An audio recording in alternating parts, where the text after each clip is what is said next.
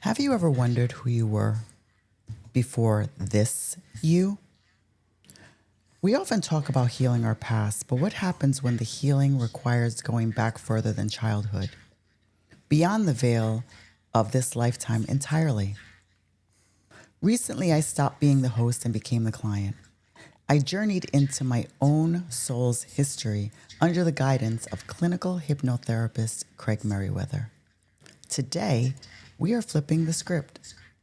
Craig is taking over the microphone to interview me about what I saw, what I felt, and how that single session has shifted my reality. Welcome to a very special, vulnerable episode of Awaken Your Authentic Self.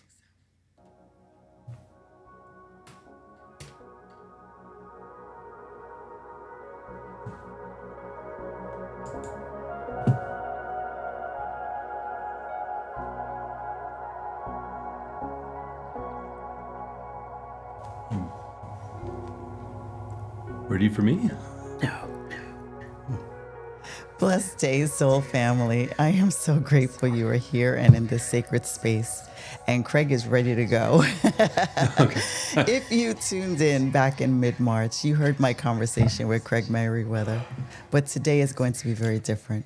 Craig is not just a guest today, he is my guide. As the founder of Sacred Mystery Hypnotherapy, Craig is a certified clinical hypnotherapist and a specialist in past life regression and life between lives spiritual regression. He has dedicated his life to helping people heal trauma, anxiety, and depression by accessing the deep wisdom of the subconscious mind. After that episode, Craig graciously offered me a session, so I entrusted him with my own subconscious journey, and it was profound. So profound that I asked him to come back, take the lead, and interview me about the experience so that I could share it with you. This is a look behind the curtain of my own spiritual journey, guided by a true master of the craft. Craig, thank you for returning to guide this conversation. Yeah, I'm ready to dive in. Okay. Yeah. Well, thank you, Jessica. I appreciate that. Was quite the introduction. I really appreciate that. And yeah, it's a little bit bizarro world today, upside down world. And Yeah. I guess you're the guest on your own podcast. So This will be interesting for me. I've Yeah. never been interviewed before. yeah, all right.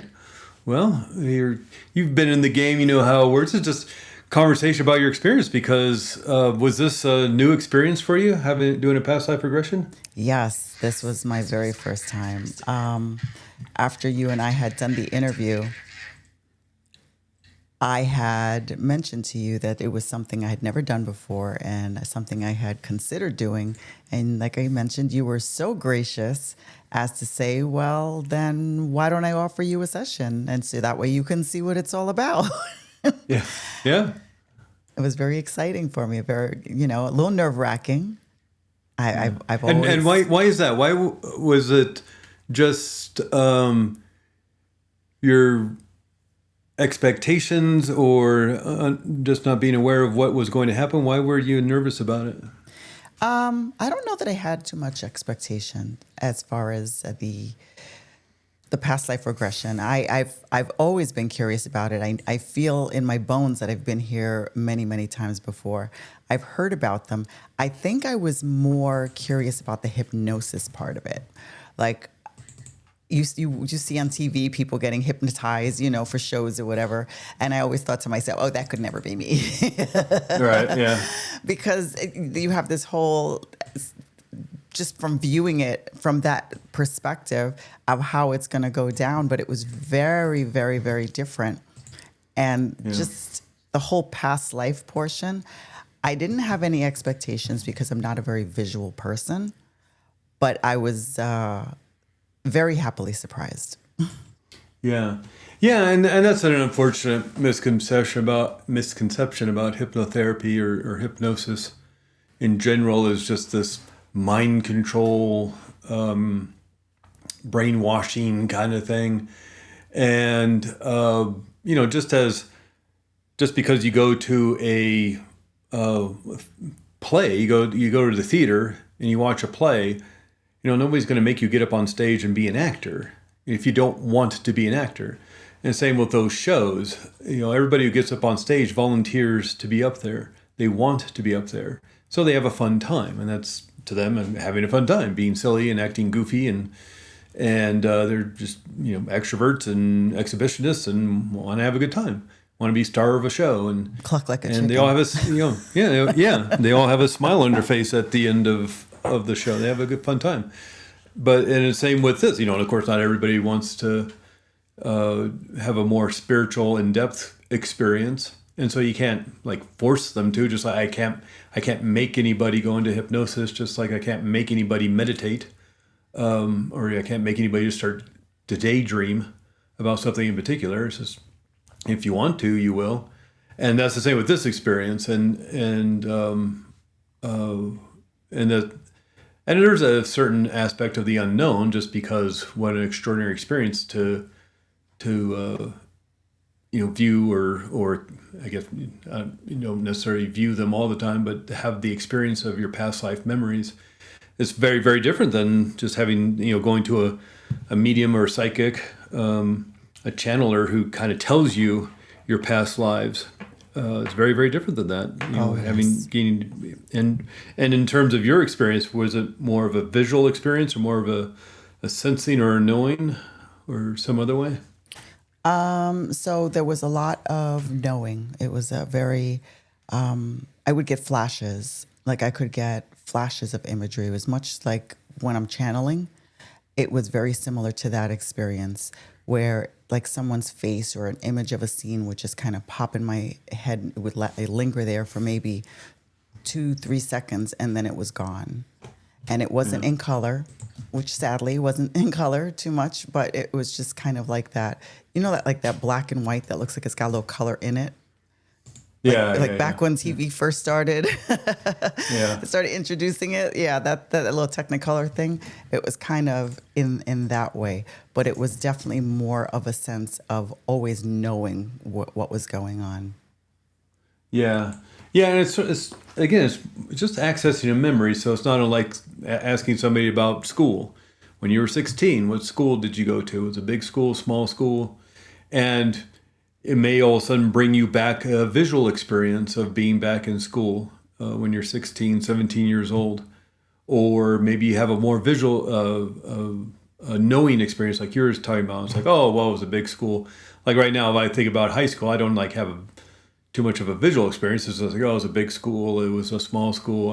I can tell you about my friends and what I did there, but it's not necessarily I'm having a visual experience of it. Some people do have that, and there can be aspects of it as you even go through the experience. But, we all have these 5 different senses, what we see, hear, taste, touch, and smell. And right. The experience can be a little combination of all that, and even to the point of just having feeling like you're downloading the information and getting a sense or a knowing of what it is. Right. And so to kind of set this up, what we want to focus on is a phrase to help kind of turn the channel to the right TV station, if you will, or pick the right book out of the library. Because if you just go to the library, you pick a book, it may be the mechanical instructions for the engine of a Toyota Sienna. And it's like, well, I didn't want to read about how to fix a Toyota Sienna. But if you know what book you're looking for, you know what part of the library to get it from, and you go find your book. And so that's kind of what we're wanting to focus the mind. And it can be a phrase as general as go back to the past life that is most influencing your current life. Right. Or something even more specific. And once that kind of gets established, and we have a little conversation about that, and of course we're going back and forth through emails, then we kind of move through. Well, I think we did the warm-up exercise first. Oh, the warm-up exercise was, that was a little traumatizing for me, actually. Yeah, that was unique because generally what the warm-up exercise is just warming up the 5 senses, your ability to just kind of imagine and play pretend, and so we visualize a staircase. You're going to walk down the staircase, and then there's a movie theater. You're going to walk into the movie theater, and up on the movie screen is your home. And then you walk into your kitchen, and it's like, go to the refrigerator and then turn up the lights and turn down the lights, and what does the floor feel like under your bare feet? And so you're just having this warm-up experience, but that was a little intense for you because it brought up some stuff. Yeah, it actually brought up, it's funny, it brought up a memory of an experience I knew that happened, but I guess I didn't remember where it started. I had been molested by my father starting at age 5, and part of me thought that this experience had started at an apartment that we had lived in Manhattan. But then as I was in the kitchen and you were asking me about the floor, all of a sudden I felt his energy behind me starting to touch me. And that's when it like came like a major revelation that the sexual abuse had actually started there in that house. Yeah. And that in and of itself is quite the unique experience. Of the thousands of sessions I've done, some more clinical hypnotherapy and some past life regressions, but I've never had anybody kind of have quite the reaction to the kitchen visualization. And so that was, and I'm certainly maybe things to need to be worked on, but that was quite the shock for myself too, because it was, and I get to a certain point important as to why maybe working with a guide. So if something unexpected like that happens, there's someone there to help support and guide out of that situation. But yeah, that was quite the unique experience. But hopefully one that can be settled into some healing and resolution around that. Oh, I have done all of the work regarding that whole relationship and realized a while back that, I was never a victim. It was part of the experience of my life, my current life, and what I was supposed to experience to become the person that I am now. So I've long, forgiven him for it, but it was just being back in that kitchen it was quite triggering. Yeah, I bet. And it sounds like you've got a healthy resolution to that. But it was quite unique. So that was a unique and different, and not something that usually happens, to get that quite of an intense experience just from the warm up. But again, kind of highlights the importance of having somebody there to help guide and lifeguard, if you will, the situation. If something has there's a reaction in such a way like that, there's somebody there to help deal with the situation. Yeah, I was very grateful that you were able to pull me out of that. And it was surprising to me also on some level, because it just felt so real in that moment. And just to know that I could clearly hear your voice and you just helped guide me right out of that situation and made me feel safe again was that was very important to me. Yeah. So so generally what happens in a session when we're doing a past life regression therapy session is we'll discuss a little bit about what it is you're looking for, and it could be done just for curiosity's sake. If somebody's interested in just finding out more about their past lives, like somebody's interested in finding out about their genealogy and their ancestry, and certainly that's a certainly valid and wonderful way of going through this work. Maybe somebody reads Brian Weiss or Dolores Cannon, or maybe my own book, Past Lives Guidebook, and they are interested and curious and want to explore. And that's again, valid and worthy way of doing this work. Other people may have a specific issue. Maybe there's a relationship pattern they want to explore. Maybe issues of feeling anxious or angry or worried or fearful, maybe fearful about a specific thing like the deep ocean, even though they live in the mountains of Colorado and have never seen the ocean. It's like, why might they have those fears? Or if they've done so much talk therapy and other kind of healing techniques and yet it still persists. And then they read the Past Lives Guidebook or Brian Weiss or something, and they think, oh, this feels comfortable or feels familiar, that maybe this is a way to create resolution around this emotional upset and the feeling state. And so different ways of coming to this work. And that's where, again, that phrase comes in. And it could be just, again, as general as go back to the past life that is most influencing your current life, or go back to the past life that is the cause of this fear of X, Y, and Z. Go back to the past life where I started developing this talent as a guitar player, violin player, piano player, dancer, my skill in martial arts. What if you have a special talent, special skill, really great at something, mathematics, science? Maybe there's past lives that build up to your mastery in a certain skill. That makes actually sense when you think about people that you say, oh, it looks like they were born with this talent. Mm-hmm. Yeah, when you look at Yo-Yo Ma, considered one of the great cello players of all time in all of human history, if, at least alive today. And he was playing violin expertly at the age of 3 and the cello at the age of 4. And it's like, yeah, I guess you could just be born with a talent like that, but wouldn't it, make a little bit of sense that it took multiple lifetimes to get to that level of mastery? Right. And maybe in the first couple of lives, he was really terrible at the cello, and he built up to it. Just like, we all start oftentimes being just not good at whatever we want to learn how to do. And so we focus the phrase, again, just kind of like, so it helps pull the right book from the library shelf, so we gain the right information, and then through some visualization techniques, we move into that first scene. Now, of course, if somebody lived to be 103 years old in that past life, if you, Jessica, were lived to be 103 years old in the life you experience, it's not we can go through every day of that 103 years. Right. So what we do is we're going to focus on 4 or 5 significant, important events in that life, and move through each one, giving maybe 5, 10, 15 minutes to each scene, depending on what the information is that is being accessed and discovered.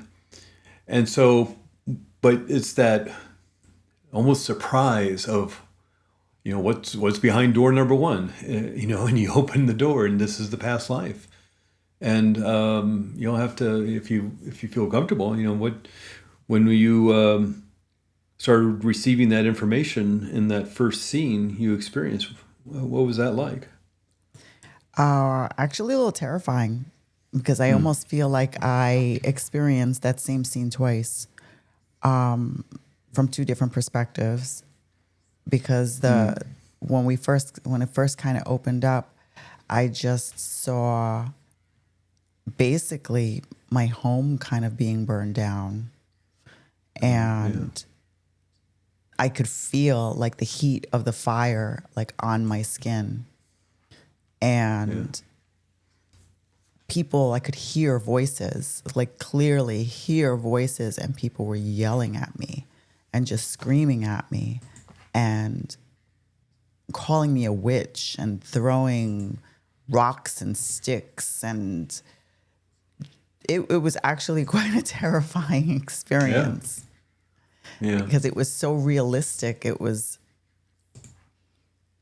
even though part of me, it was funny because part of me, kind of my body knew exactly where I was and that I was safe, but it was almost like being in a dream where I was experiencing it from a completely different, from an angle, but that I was actually that person. Yeah. And of course, not everybody's experience is such of an intense nature. And I forget, and you'll have to remind me, do you remember what the phrase we used? Go back to the past life that? Most influenced my current life. Yeah. Mm-hmm. Yeah. And so it's this intense experience. And what's interesting is your higher self knows what past life you're going to, and will bring you this information. And maybe it's important for somebody to have an intense experience to really understand what happened back in that time. And you were just, explaining, you actually felt the heat. There was a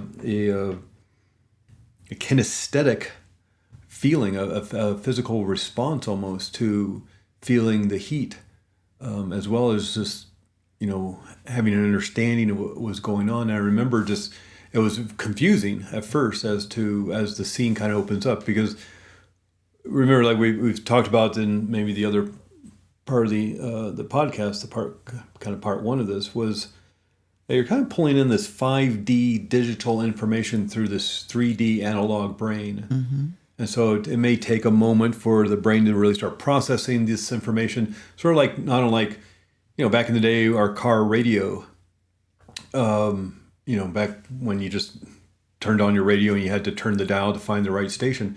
If you lived in a big city, there's like 50 radio stations potentially, right, between the radio stations, maybe one or two radio stations at the university.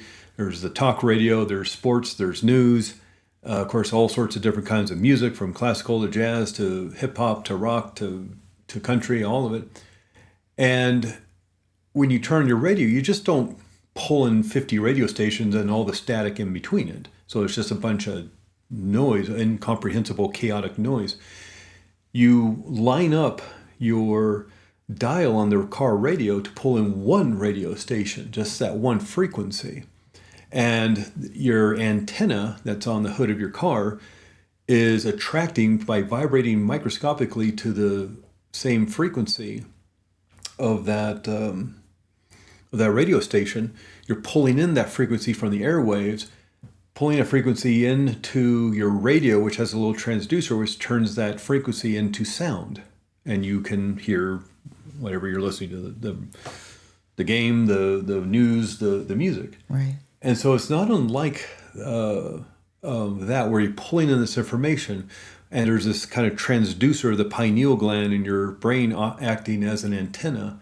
You're pulling in this information. It may take a moment, though, for it to process and translate this, again, like kind of 5D information into this 3D brain. And so as the scene opens up, whether you're sensing it or seeing it, and that's a bit of the warm-up exercise of being in the movie theater. Pretend you're in a movie theater and you're sitting in your seat, and up on the movie screen, the outside of your home opens up. And then it's move into the movie screen and stand in your kitchen. So it's like a 3D experience. So you start warming up to the different ways you may experience this information. But when you kind of went through the archway and moved into this past life, it was quite the, like you said, it was terrifying, because you walked right into the fire. A really intense scene. Yeah, or into the fire. I had another, it's very rare that somebody has such an intense experience. But again, it's also your higher self knows the life that is most influencing your current life. And as guided, maybe even by a spirit guide, to bring in this information as you need to experience it, whether that's just for discovery and insights, or maybe some resolution and healing that needs to be, you need to go through to let go of maybe some of the terror that you were just describing. And I've had people, show up on the battlefields of war. Right. And it's like, well, okay, that's an intense first scene to walk into. And but for whatever reason, it's important for you to have understood that and have the insights of that. And again, you're going back to the past life that is most influencing your current life. And the first scene of that to really understand what that life is about was that one. And yes, I would agree 200% that was intense and terrifying just hearing about it. Let alone, I can't imagine what the experience actually was. But it sort of, if I remember, it sort of kind of opened up a bit slowly. It was a bit confusing trying to figure out what was actually going on. Yes. To settle into the information. Yes. It was very confusing, because I just remember kind of at first coming into it and watching it. It was kind of just like a movie scene, kind of just like flashing here and there. And I think what made it harder is because, like I said, not being a visual person, so not getting like a full scene in front of me, it's like I was trying to piece it together, what was going on. And then as the realization of what the situation really was, and trying to describe that, it started to come together, and it was just like, oh my God, what am I actually experiencing right now? Yeah. Yeah. And so, like I was just describing, we're going to move to 4 or 5 unique, important, significant scenes in that life. And again, if that's something where you live to be 103 years old, we can't go through all 103 years of that entire life with the time we have, even if we're doing a longer, 3-hour session, 3.5-hour session. And so we'll go through 4 or 5 significant events. And so, especially if a scene's intense, it's like, okay, scene's established, let that fade. And I'm going to count to 3, and you'll move to the next significant event. And you may be younger. This doesn't necessarily have to go in any sort of chronological order, like you would say in a photo album of seeing you as a baby, and then going into being 6, 7 years old, and then being a teenager, and then in your 20s. No, you may start in your 20s. You may start, in your 50s, and then go back to being 12, and then going to being 40, and then going to be 25, and then going to be 80. And so in the second scene, I did the count up to moving to the next scene, 1, 2, 3, and you move to the next scene in your experience. The next scene was so nice. Yeah. The next scene took me back to being a child in that same life. And it was in that time frame that I realized kind of who and where I was. And, well, maybe not exactly who, but I knew I was a little girl, probably about 5, maybe 6 years old. And I was in what was a teepee. Yeah. And there was an older man with me there, which came to be, he was my grandfather. And I guess he was the medicine man of this Indian tribe. And he was actually mixing up medicines in this big, giant, like, pot over this big open fire. And I remember being able to periodically see, like, jars and with herbs in them and different kind of things. And it was just really peaceful. And I remember even walking outside and feeling like the grass underneath my feet and seeing just teepees like everywhere and people outside, and hearing him call to me like, child, if you don't come in here, you're not going to learn. Yeah. Yeah. And Right. it was just a very comforting and very loving, and just it was a very peaceful setting, and I kind of liked being there. Yeah. Yeah. Yeah. And that's a great way of really establishing maybe how you moved into the knowledge you are about to gain that may have upset people later on in life, because you're maybe spending too much time of the earth, and the things that may have started people pointing fingers at you.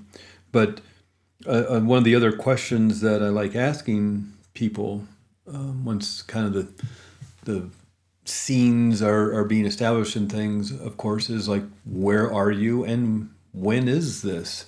And oftentimes it's maybe a bit vague. They may say Europe or South America, and they may get specific countries and maybe time periods like the 1600s or the early 1800s. But when were you, and where were you?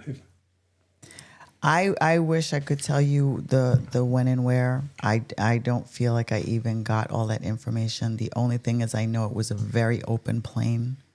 It was very grassy. I remember hearing water, like a river in the background, and it was definitely.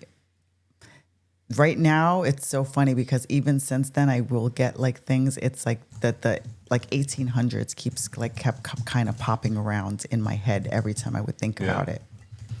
So I don't know if it was then or sooner, but it was very It was not recent. Yeah, right, right.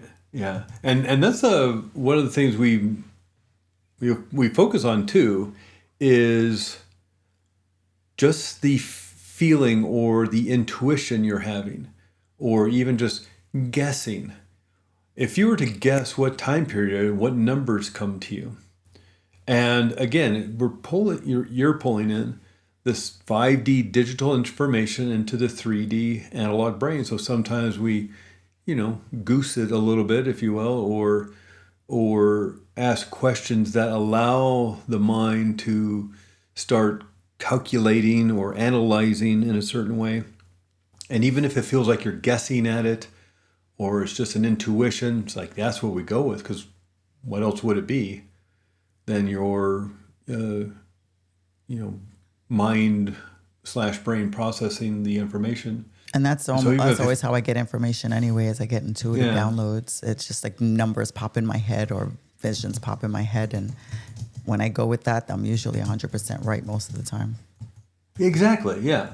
And it's that trusting of your experience. Even if you feel like you're making it up at first, you go with that, because why are you making that up? Right. There's so many things you could have made up. I could have been the Queen of England, absolutely.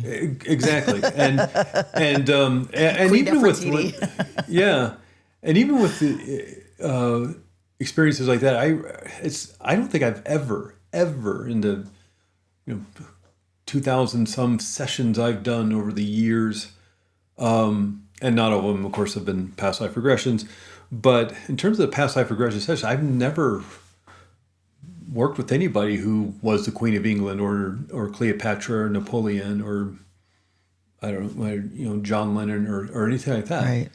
They're usually, yes, very unique lives. And I don't mean to say this in a derogatory way, but sometimes just a plain life. Right, just basic. Mm-hmm. But a plain life, but because of the interest, let's say, in earth magic and plant medicine, there is some issues within the community that may have ties to the way you respond to the world today, or the patterns in the relationships you form, right? Because of the hurt and pain or the loneliness somebody experienced, because you are in the plains or of the Midwest of America, in the farmland, and there wasn't, it was miles and miles to the next neighbor, and you only saw people maybe once a month or every other month. And so it was a lonely existence. And how does that affect you in this life today? And it's not oftentimes a life of great celebration, right, and uniqueness, like being the Queen of England or the King of Norway or something. Mm-hmm. It's especially if we're looking at the life the past life that's most influencing your current life. Right. More than likely, it's not because you were the Queen of England or the King of France or whatever. And I definitely got that response in this session. So I understood why I went back to that particular life. Yeah, yeah, and I think that's another a bit of a misconception, is that people go to past lives and how can all these people be Cleopatra? And it's like, I've never, and nor the colleagues that when we go to trainings or conferences or things, I've never met any other past life regression therapist or facilitator that's worked with anybody who claims to have been some big person from history. Right. And we can focus on maybe specific, maybe not specific historical things, because that the thing with focusing on, go back to a time during the American Revolution. It's like, well, if you didn't have a past life in the American Revolution in 1776, right? Then, or during the Civil War in the late 1860s, then maybe your mind's going to make something up, or so I don't like doing specific time periods. Because maybe somebody has an interest in the Civil War, they have an interest in the American Revolution, or in ancient Egypt. And so, I really hope I have a past life in ancient Egypt. Let's see if I have one. It's like, well, your subconscious mind, not, or your higher self and subconscious mind and brain, not being able to find the book in the library of your lives, because there is no book right. of your life in Egypt, might just, let's make one up. And so I don't specifically like, and that's the thing with why you don't want to specifically go look for a traumatic memory. Like if somebody's like, I've done all this talk therapy and I've gone through this thing, and I just get the feeling that there's something happened when I was a kid. I don't have any evidence, I don't have any proof, and I've done lots of talk therapy, but there's just something about, and so I want to go find that memory.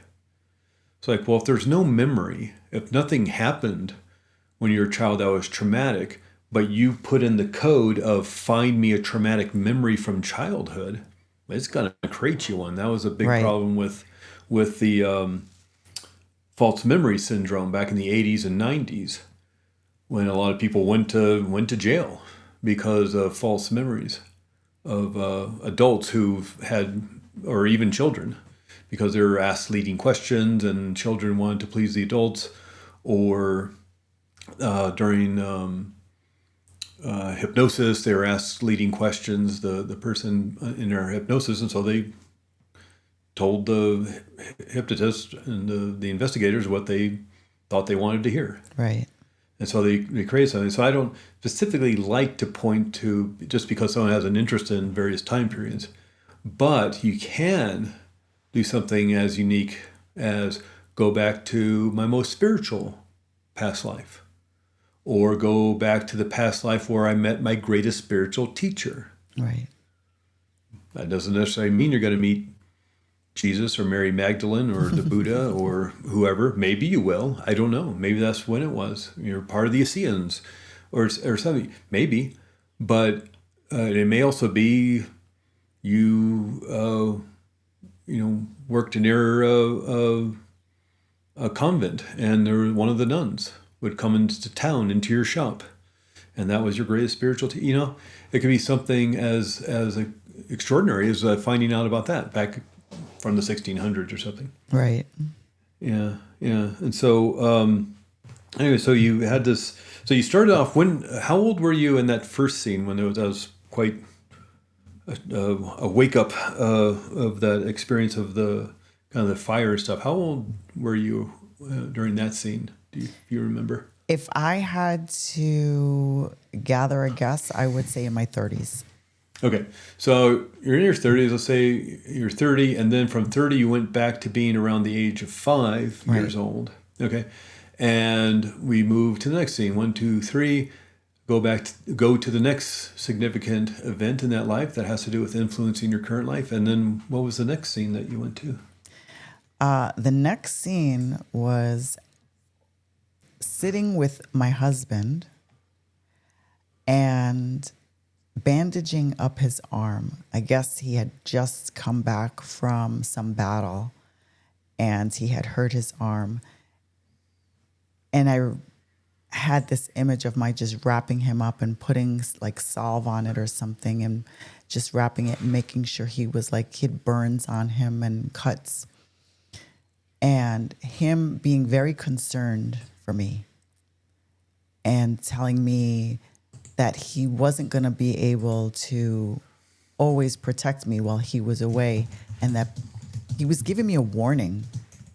And that's what I remembered, was him giving me a warning that people were starting to look at me differently,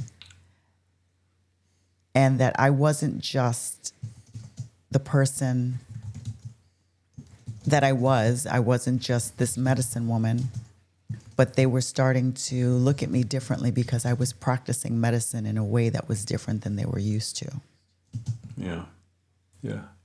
And he was very, very, very concerned for my well-being. Yeah. And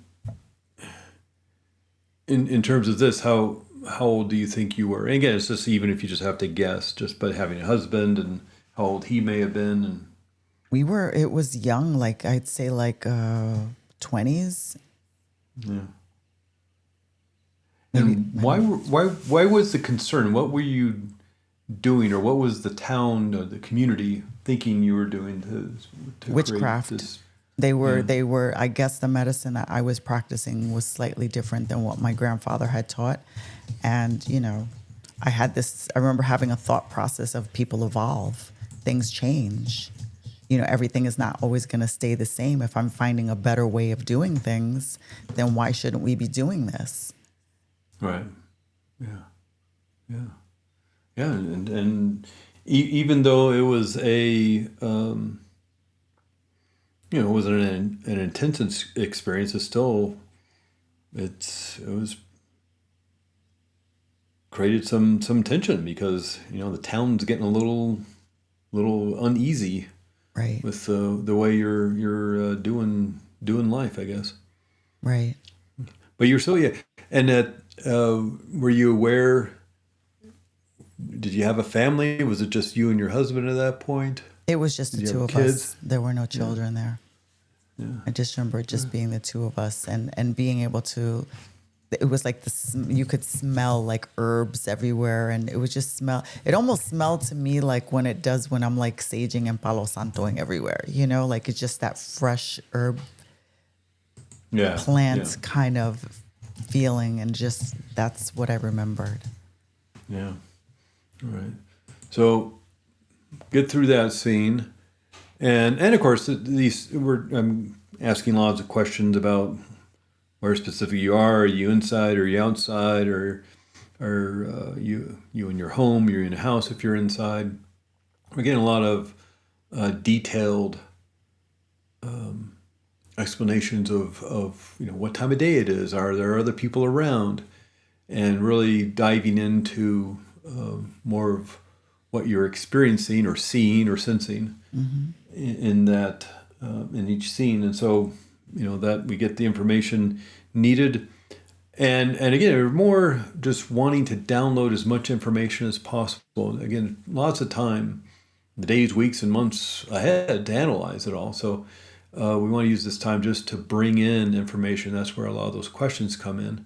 And of course, we're having a conversation. Even though you're in this trance state and accessing these memories, we're having a conversation, one for the recording, but also to help facilitate moving forward and understanding that it's an intense, past life memory you're having. And so let's do some work to get out of there, or turn down the volume of it at any rate. And so that's the third scene with your husband with the arm injury. And was it established what he was doing, or what his work was, or? Oh, we definitely were part of a tribe. We were definitely part of a tribe because he was in his full, like the way you see them in the museum, like that Indian garb and the animal skin and that's what he was wearing. And when he came in, he had his you could see bows and arrows. You could see his stuff thrown to the side. It was definitely that era. Yeah. All right. So we kind of get a bunch of information from that scene, and let's move to the fourth one. 1, 2, 3. We go to the next scene. You're younger, older, the same age. What happens in this next scene? I was younger, actually. Went back, and I would say I was probably my late teens. And I remember being with my grandfather. My grandmother was there. And I get this weird feeling my parents weren't around because I don't remember them in any of the scenes. But my grandfather was actually making an announcement where he was, I guess, basically retiring, but he was he handed me this big, it almost looked like a fancy stick with feathers on it, and basically telling the town that I was now their new medicine woman and that I was the one that was going to be caring for them. Yeah. It almost felt like a graduation ceremony. And there were people that were so happy, and there were people that were just so enthusiastic, I guess, having watched me grown up and knowing who I was. But then I just remember that there were people who weren't so happy. Yeah. And were you aware of why they weren't happy? No, it's just like images, like feelings I was getting. Like I could every now and then just see somebody's face, and like the face was like angry or gossipy, or they just had this not happy, maybe jealousy, maybe that's something they wanted for themselves. Yeah, and I was just wondering if maybe you got a sense of, well, you were young, you were female, you weren't your grandfather, if there was something specific that you're sensing from them as to why they were upset. I just remember him giving this speech and telling them that I was, very ready for the role, that I was very strong in my craft, and that I had learned beyond my years. And, he was just ready to, if people still wanted to talk, he would be there. But for the main work, he really just was pushing everybody coming towards me. Yeah, nice.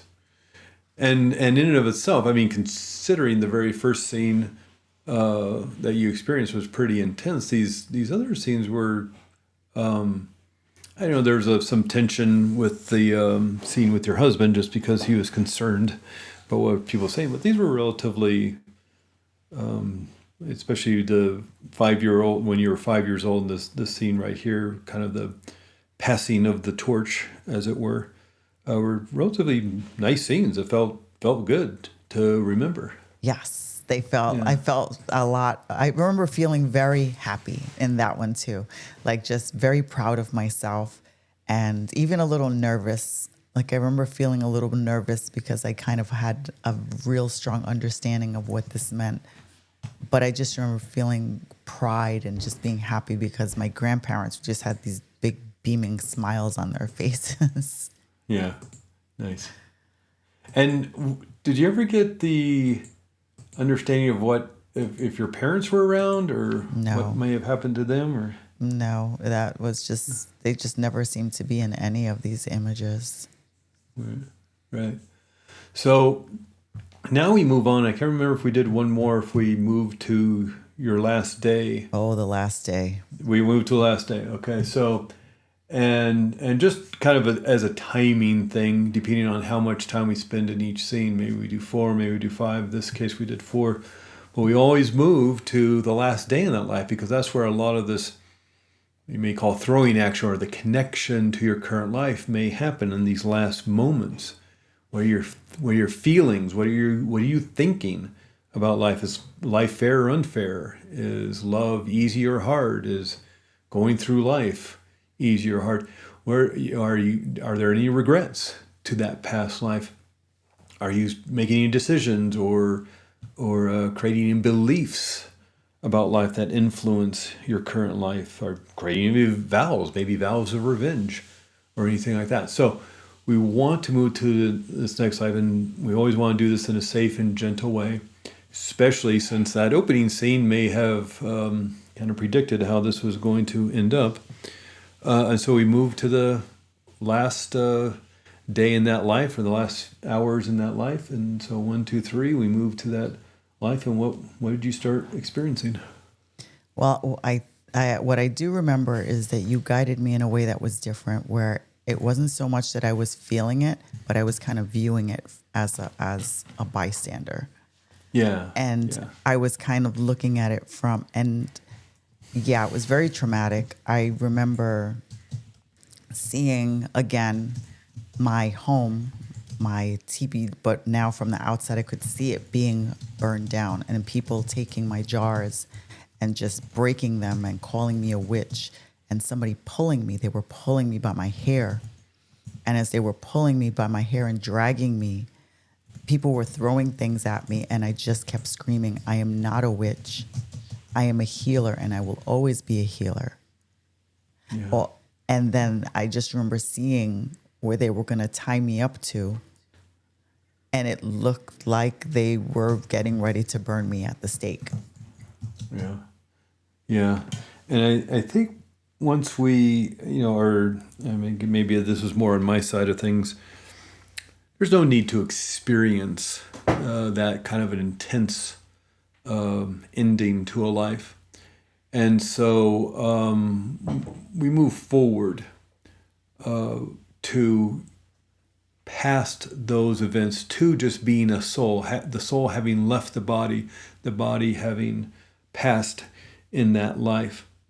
You're now a soul, and maybe even looking back at that scene as you drift up towards the gateway to spirit world. Because now this kind of part 2 of this experience is moving up into soul world, up into that life between lives, and releasing and letting go of any negativity that may be connected to that past life, that may be connected to your current life or any other past life, known or unknown to you. And what was the experience like? And I don't remember, because I think we moved past that because you could see where this was heading. Yes, you moved me past that quickly, actually. Yeah, moved past that quickly. Oftentimes, if people are they may be dying of natural causes or maybe illness or something, but it's not so intense. It may be interesting to have the experience of the soul moving out of the body. And what is that like? Well, thank you for not letting me experience But yeah, not wanting to do that. So we just kind of fast forward, if you will, with the remote control. We fast forward to after that life has passed, has ended, and you're in soul. And did you have a way of describing what it's like to just remember being in pure spirit state, being a pure 100% soul? What does that feel like? Some people call it like a feeling like energy or a light or something else. It felt like pure energy to me. I felt like everything around me was just very bright and just very like ethereal. But I just felt like an energy body. But I just remember feeling like pure bliss, like a sense of peace I've never felt in my life, a sense of I'm home. Yeah, nice. That's a great way of explaining it or describing it, because that's pretty much what we're doing. We're going to move back home. It's almost as if this earth is the like a boarding school, Yes. and then we take some time to go back home, and this is a bit of a process moving back up. Maybe some people describe it like a tunnel, that stereotypical near-death experience. I was going through a tunnel towards the light. It may kind of seem like that, or through an energy or something else. Yes, because I did feel like something was kind of fast forwarding past me. Like it was just like this quick movement, like this, but it just felt light and airy and just peaceful. Yeah, and sometimes it's just hard to put a description to this. It's sort of like people who do have near-death experiences. They may see colors that they've never seen before. How do you describe a color you've never seen before? Right. You may try, say, well, it's sort of like if you can have brown and gold with a bunch of green and a little bit of red in it. It's like, well, I don't know what that means. But you do your best to try to describe a color you've never seen, or like, how do you describe color to a person who has been blind since birth? Right. It's just like, and like as you move as a soul up into this soul world, there's new experiences, new ways of feeling. How do you describe that? And I think, in this 3D brain of this realm of Earth, we do the best we can to describe a 5D experience. But when you arrived at the gateway to spirit world, when you arrive at spirit world, what I always ask is, who's there to welcome you? Who's there to kind of welcome you back home and usher you into spirit world? Maybe it might be your spirit guide, it might be part of your soul family, your entire soul friends, or maybe other spirit beings. And was there someone specific there to guide you in? There were a few people. My grandmother I saw, my late husband was there, a friend that passed away when I was in my early 20s, he was there. But there was a gentleman there that I just didn't recognize. And I just remember him opening his arms like the widest. And it turned out to be my grandfather, who passed away when my mother was 3 years old. Yeah. And so you never met him? I never met him. And he also confirmed to me, which was beautiful, because I've been getting dragonflies land on me. My mom says ever since I was in a stroller. She goes, they would come and they would just land on. And to this day, if I sit anywhere where there's dragonflies, they will land on me. Yeah. And he confirmed that he was the person that's been sending me the dragonflies. Nice. Yeah, I remember that was one of the questions you had on the list, because I'll ask people if you have any specific questions. Certainly I have my list of questions to help guide through, but if you have specific questions or people you want to find out about, if they're part of your soul group or if they've been in other past lives with you, and that was one of the unique questions you had about the dragonflies, because they seem to be quite populated in your life. I love seeing dragonflies, but I can't imagine. I probably could, haven't seen that many in the 58 years I've been on planet Earth. I don't know if I've seen so many dragonflies, but it seems like you have this unique way of attracting or having them come fly by you or buzz you or something. And always usually at a point where I've got questions, or I'm feeling, back when I was feeling down and I just was curious about back in the day, am I doing what I'm supposed to be doing? Or right now it'll be like, am I doing what's right for me? And it's kind of my confirmation is a white feather now and a dragonfly. Yeah. Yeah, that's extraordinary. It's fun to get that confirmation too. Yes. Because sometimes it's just like, is this a thing? Am I really noticing this? That there's dragonflies all the time, or maybe somebody else is hummingbirds, or somebody else is something else. And it's fun to get that confirmation up there that this is really happening. And it's just so kind of a wink, wink, nudge, nudge. Oh yes, and I know now if it's my late husband, it's chess pieces. Yeah. I see chess pieces. Nice. Yeah, nice.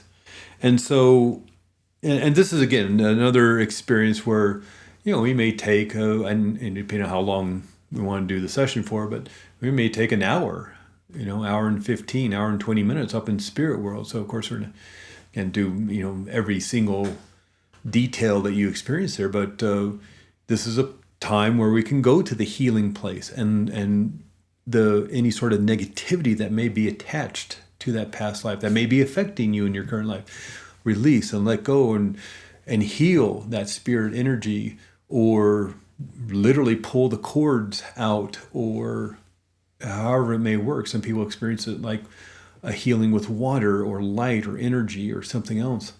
Maybe going to a specific healing center or healing kind of clinic, or again, maybe a more natural place. And again, I'm going to guess there's not water there or a healing stream or things like this. I think, it's just a way for the 3D brain of ours to process the information so we understand it. Again, like trying to explain a color you've never seen before.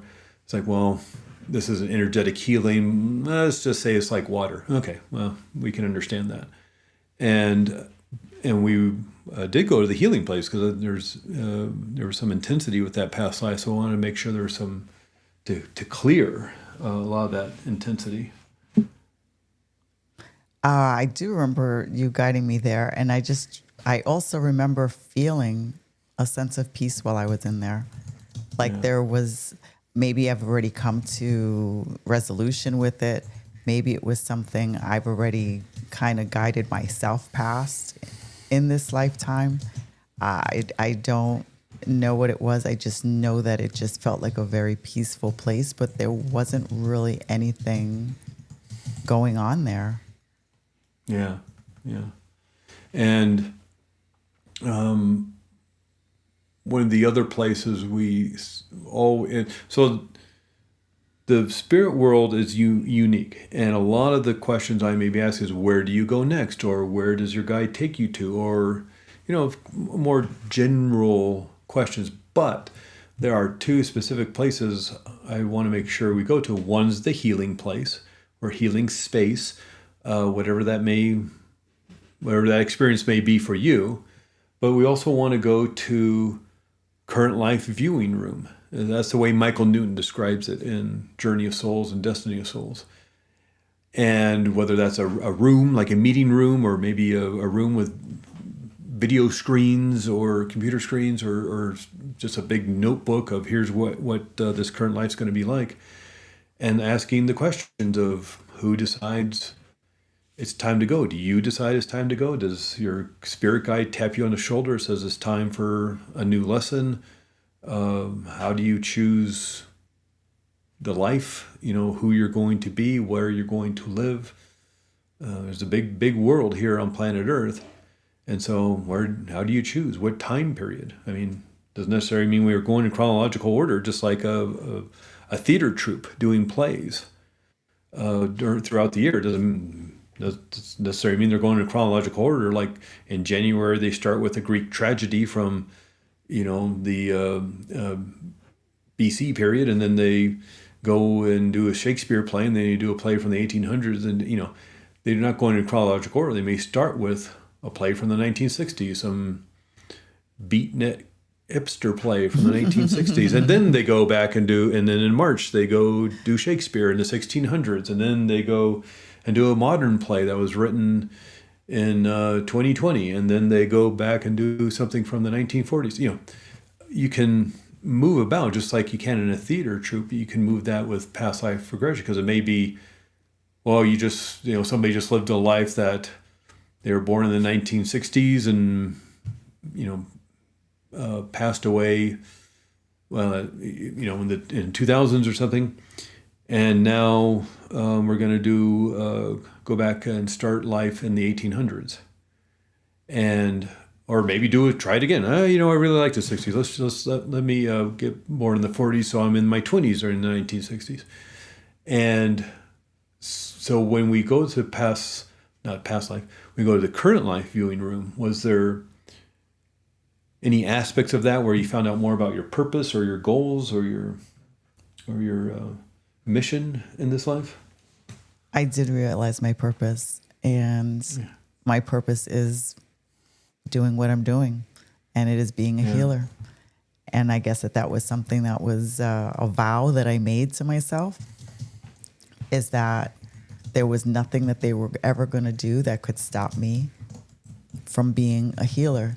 And I vowed to come back and do that and be the best healer I possibly could, even if it meant going against the grain. And the funny thing is, I feel like that's exactly what I've kind of been doing. Yeah. I feel like I've honored my promise to myself. Yeah. And it's a process I'm still going through, so it can only get better as far as I'm concerned. Yeah. Yeah.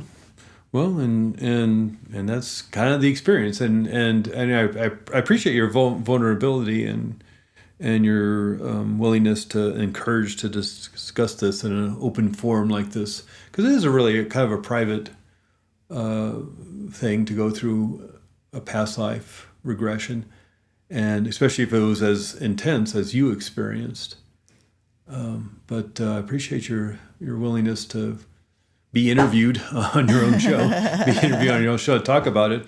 But was there anything else about that experience that it's important to know about, or that you wanted to talk about?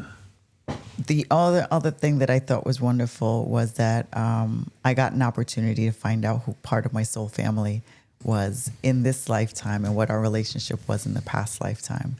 Like, I guess I know I'm not the only person who feels this intense draw to certain people or almost an aversion to others.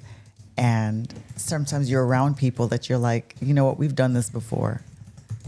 And it was interesting to me finding out, like, currently, like, my soul partner, that he was actually my father in another lifetime, and a wife in yet another lifetime. So I feel like we've always had some type of protective relationship around each other. and as well as finding out that, relationships from my sister, my best friend, who's been my best friend since 5th grade, and my own boys, like it was beautiful, and that was really a gift. Yeah, nice. Yeah, well, and that's past life regression, and I appreciate so much that you're willing, your courage, and to kind of talking more about the intimate details and vulnerable details of your experience. But these sessions can, of course, again, be about the curiosity and the insights you can discover, but the core of this work, the therapeutic part of this work, is the healing that can happen through it, and so and the resolution that can help propel your current life forward in a way that maybe somebody was stuck or somebody was feeling blocked in a certain way, and gaining this understanding, creating this healing. You're now able to move forward in a way you weren't before. Absolutely. Yeah. Well, it's not my podcast, so I'm not sure how quite to end. But I appreciate you. I appreciate you being on your own podcast, Jessica. I appreciate you coming to your. Thank you. Well, Craig, let me just say that reliving this experience with you just now, I almost feel like I've integrated another piece of the puzzle. And I want to offer you my deepest gratitude because you're welcome. Have a rare ability to bridge the clinical with the mystical, making the unknown feel both safe and welcoming. Oh, thank you so much. I appreciate. You know what? I'm gonna transcribe your introduction and this outro and hang it on my wall, because that just made my day. I really appreciate that.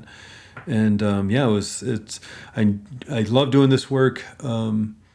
It took me a while and kind of pivoted back in midlife to focus on this, but I love doing this work, and I'm of course happy to talk with anybody if somebody's interested in learning more about past life regression. Happy to either email or get on a Zoom call or a phone call or something. I work with people around the world. I'm in Flagstaff, Arizona, and you, Jessica, at the moment are not. I'm in Thailand, and we were able to do this. Exactly. You're in Thailand. Yeah, you're in Thailand, and I've worked with people in Switzerland and Bulgaria, and I'm trying to think of the unique places I've worked with people. Iceland. I worked with a professional basketball player in Iceland. Wow. He's part of the European League, and just his team's in Iceland. Well, actually, he got traded to France. Now he's in France. I work with somebody in Tahiti. They're American, but they just happen to be kind of having a vacation in Tahiti, and needed to work on some stuff. So I work with them while they're in Tahiti. I work with people in Costa Rica, Puerto Rico. So that's amazing. Yeah, and it's this extraordinary technology. I know there's some issues with the big tech companies and things like this, but we have this extraordinary technology, and so let's use it to our advantage. To our healing. Yeah. Well, before we close this circle today, for the listeners who are resonating with this and thinking, I need to explore my own past lives, where is the best place for them to find you, connect with your work, or perhaps book their own session with you? Sure. Well, you can find me at my website, which is Sacred Mystery Hypnotherapy. And just, I guess if you Googled Sacred Mystery Hypnotherapy, that's the literal URL, sacredmysteryhypnotherapy.com. If you just Google that, I'm sure it'll come up, and there you can find my my contact info and email me. And I kind of do social media. I'm not so great at that. I'm kind of a one-man show, so I end up kind of just not doing so much of the social media. So I sometimes miss Facebook DMs and Instagram things and stuff. It takes me a little bit. So best way is just email, or if you happen to be in the United States, you can text and phone call, or we get on a Zoom call or something. Happy to talk with you about it. Well, that's wonderful. And I will make sure to have all of those links in the show's notes so that the listeners can find them easily. Yeah, thank you. Thank you, Jessica. And again, I appreciate your willingness and courage to talk about this. And I so appreciate you taking the time and effort. I know it's a lot of work to do podcasts and edit and all the post-production, let alone reaching out and scheduling and rescheduling. And And It is my all the, pleasure. yeah, well, It good. is I'm my glad. pleasure. I love what I'm doing right now. And I just, Perfect. every aspect. Well, to you listeners, here is my invitation for you this week. Pay attention to the patterns in your life that feel older than you. If you feel called to explore them deeper, don't be afraid to seek guidance. Whether it's through meditation, journaling, or working with a practitioner like Craig, your soul is ready to speak. Thank you for witnessing this vulnerable part of my path. You are ancient, you are wise, and you are so loved. Until next time, keep awakening to your authentic self.